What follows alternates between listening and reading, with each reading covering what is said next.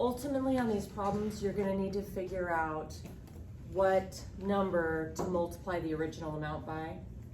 So in this particular case, we have a person who made an investment with $6,500, and at the end of the year, the amount in the account had decreased by 29%. So the key there is decreased. You want to take 100%, no matter what the problem is, and then either add or subtract based on whether it's an increase in percent or a decrease in percent. And so in this particular case, starting off with 100%, I'm going to, since it's a decrease of 29%, I'm gonna subtract 29%, and then that ends up equaling 71%. This is not quite the number we want to multiply by yet. After you add or subtract the percent, you want to divide by 100, which is going to turn the percent into a decimal. So if I divide the 71%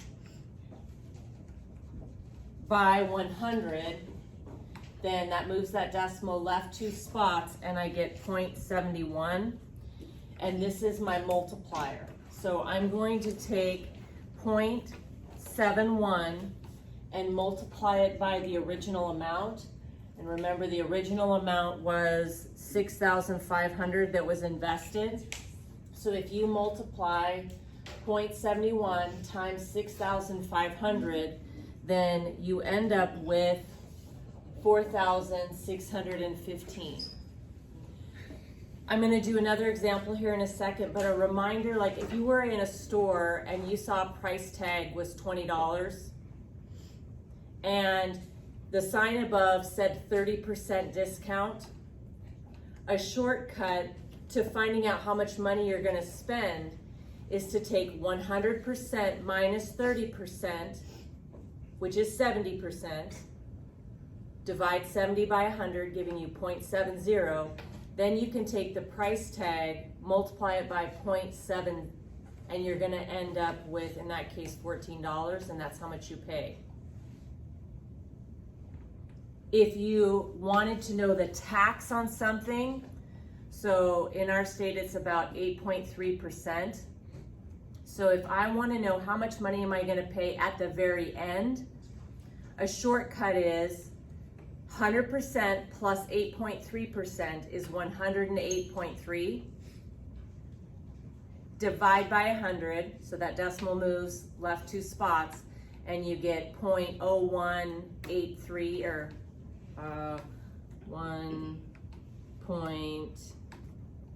sorry, just lost my train of thought there.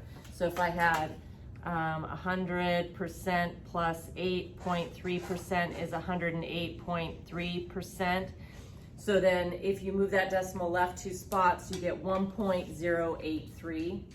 So you could take the price of the item times 1.083, and that's how much you're gonna spend. Okay, so here's just one more in these situations.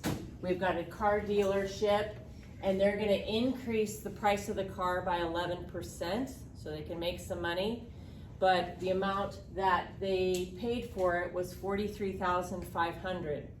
So once again, the very first thing you wanna do is take 100% and then decide whether it's an increase or a decrease, if you should add or subtract.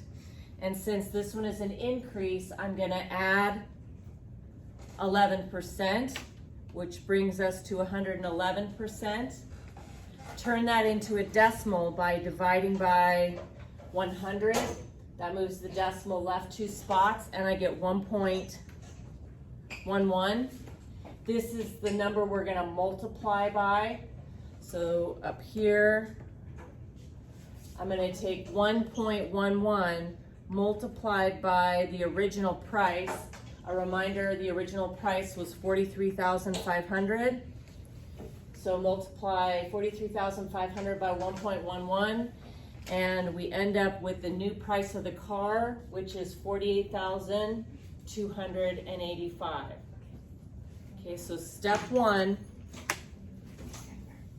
take 100% and either add or subtract the percent, it was an increase versus a decrease, then divide by 100 to turn it into a decimal.